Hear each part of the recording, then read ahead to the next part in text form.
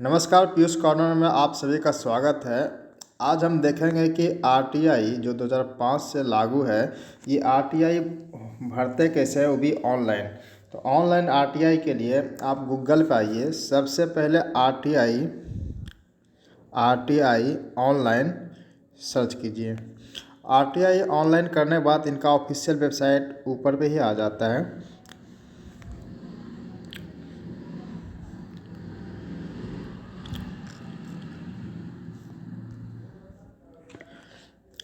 इसके बाद देखिए, इसमें कुछ नोटिफिकेशन दिया हुआ है।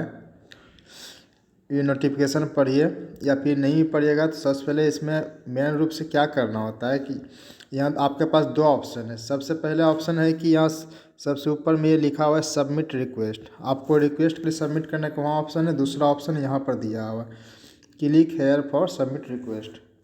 तो आपको क्या करना है, click here for submit request पे क्लिक करना है। तो चलिए क्लिक करते हैं। यहाँ पे क्लिक करने के लिए कुछ नोटिफिकेशन दिया हुआ है, जैसे कि देखिए इनके बारे में बताया हुआ है। जैसे आप आरटीआई में कुछ क्वेश्चन लिखना चाहते हैं, जो भी लिखना चाहते हैं, तो आपको 3000 वर्ड से ज़्यादा नहीं होना चाहिए, है ना। 3000 कैरेक्टर से ज़्यादा नहीं होना चाहिए।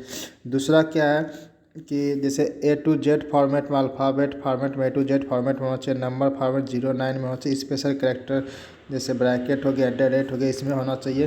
यानी इसमें आप हिंदी में दीजिएगा तो हिंदी सपोर्ट नहीं कर रहा है।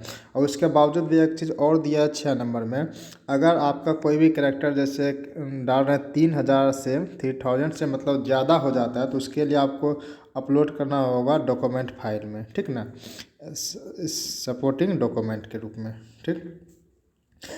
और दूसरा बात, do not upload Aadhaar card और पैन कार्ड। इसमें आधार कार्ड पैन कार्ड अपलोड नहीं करना है, ठीक ना। अगर ये सब पूरा आप पढ़ लेते हैं तो फिर इसके लिए एक चीज़ और आता है। जैसे फॉर्म पूरा सबमिट करने के बाद आपको पेमेंट लिया जाता है। अगर आप बीपीएल में आते हैं, ठीक है ना, तो बीपीएल में आते हैं तो आपके लिए कोई पेमेंट नहीं लगेगा। अगर आप बीपीएल में नहीं आते हैं तो आपके लिए 10 रुपया पेमेंट देना पड़ता है। तो ये भी लिखा हुआ है। इसके बाद पेमेंट करने के बाद आपको पेमेंट ऑप्शन पर आते हैं। फिर इसके पास बहुत ऑप्शन आता है, जैसे इंटरनेट बैंकिंग आ जाता है, credit debit card, master visa या फिर रुपए कार्ड से। इसको इंस्ट्रक्शन पूरा पढ़ने के बाद आपको देखिए नीचे ऑप्शन आता है, I have read and understood the above guidelines. इसके बाद यहाँ पर आपको क्लिक करना पड़ता है। आप इसको क्लिक कीजिए, इसके बाद आप सबमिट कीजिए।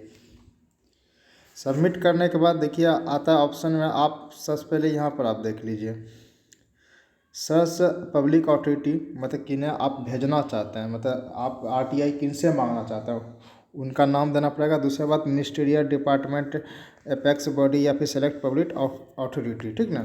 सबसे पहले आप कीजिए क्या, जैसे हम मुंबई में हैं अभी, तो मुंबई में जैसे सामने हम रेलवे में देख रहे हैं, तो हम रेलवे मिनिस्ट्री से ले लेते हैं आरटीआई। तो हमको रेलवे मिनिस्ट्री से लेना है, तो इसमें आपको सर्च करना पड़ेगा मिनिस्ट्री ऑफ रेलवे।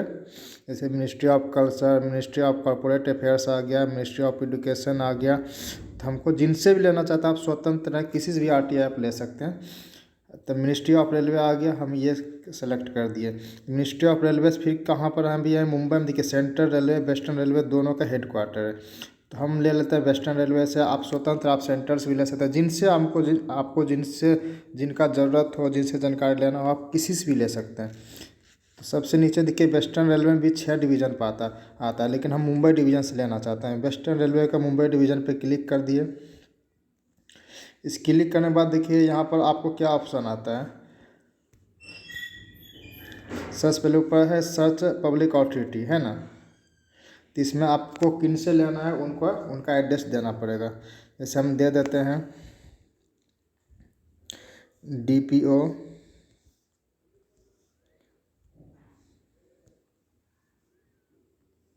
एमएमसीटी,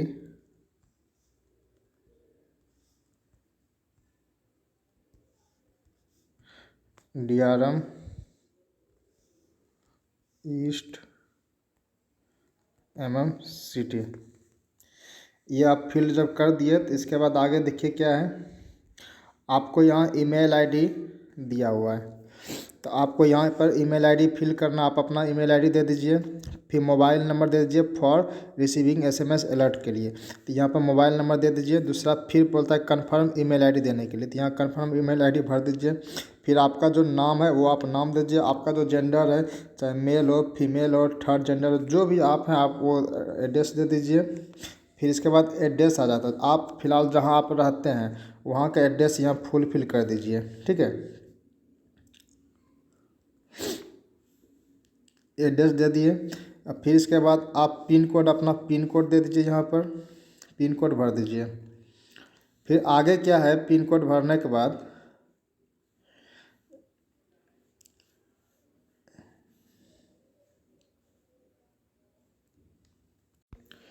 जब आप पिन कोड भर लिए तो आपको सेलेक्ट करने के लिए आ गया कंट्री में आप इंडिया दे दीजिए। याद रहे कि इंडिया के जो बाहर हैं वो आरटीआई इंडिया में नहीं ले सकते हैं।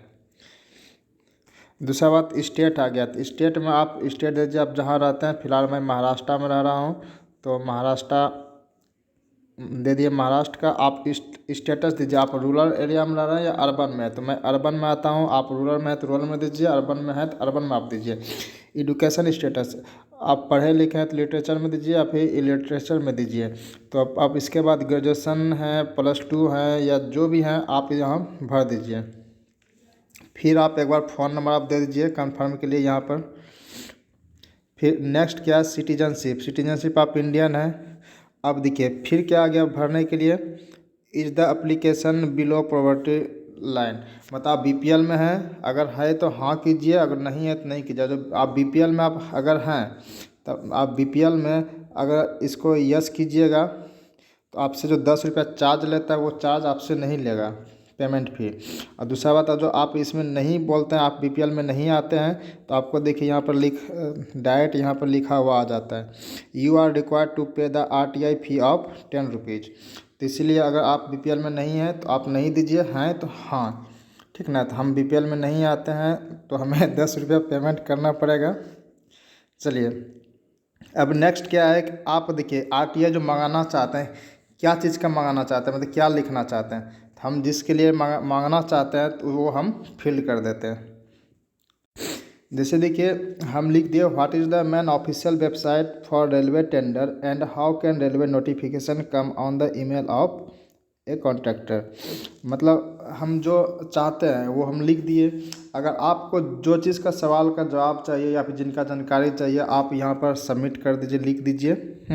अब इसके बाद क्या है, अगर देखिए वो जो पहले जो आप नोटिफिकेशन में पढ़ रहे थे जैसे 3000 कैरेक्टर से ज़्यादा होता है, तो ये जो आपका फाइल का जो ऑप्शन है ये फाइल में आपको पीडीएफ बना के 1 MB देना पड़ेगा, ठीक ना। अगर आप 3000 के अंदर ही ये कैरेक्टर, ये वाला कैरेक्टर आ जाता है तब तो कोई बात नहीं है, ठीक। इसके बाद क्या करना आपको, ये जो आप कैप्चा देख रहे हैं ये कैप्चा को यहाँ फिल करना है, ठीक ना। तो मैं कैप्चा को फिल कर लेता हूँ 680753। कैप्चा को फिल करने के बाद यहाँ आता ऑप्शन मेक पेमेंट का, या मेक पेमेंट या रीसेट, जो कुछ गलती हो गया फिर से रीसेट करना चाहते हैं तो रीसेट करने के लिए आता है। तो जो था भरना वो तो हम सब चीज़ भर ही लिए, एक बार हो सके चेक कर लेते हैं। ठीक है, ठीक है। आप आता है मेक पेमेंट, तो यहाँ मेक पेमेंट पे हम क्लिक करते हैं। तो ये पिन कोड मेरा कहीं गलती हो गई, 1 0 कम हो गया था इसीलिए वो फिर से बोल रहे हैं, तो 1 0 दे दिए, ठीक है। फिर आता है मेक पेमेंट पे देते हैं। तो देखिए मेक पेमेंट पे देने के बाद यहाँ ऑप्शन कुछ फील्ड में प्रॉब्लम, अच्छा वो जो आप पिन कोड में जो दिए थे 0 1 कम हो गया था, जिसके लिए फिर एड्रेस जो है ऑटोमेटिक डिलीट हो जाता है।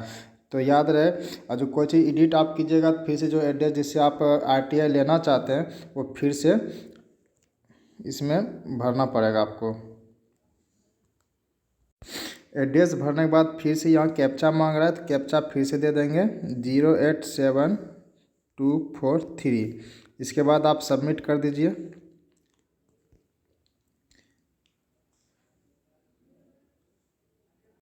सबमिट करने के बाद देखिए आ गया पेमेंट का ऑप्शन, क्या बोलता है, do not refresh and back button of browser. तो पेमेंट के लिए डायरेक्ट क्या करना है, आपको दिया है इन payment mode, internet banking, credit card, debit card, रुपए, यूपीआई, कुछ भी कीजिए 10 रुपये का पेमेंट वो आपको आरटीआई फी देना ही पड़ेगा अगर आप बीपीएल में नहीं आते हैं तो चलिए हम क्लिक करते हैं पेमेंट के लिए। पेमेंट कर दिए। अब पे करते हैं क्लिक। जब पे कर रहे हैं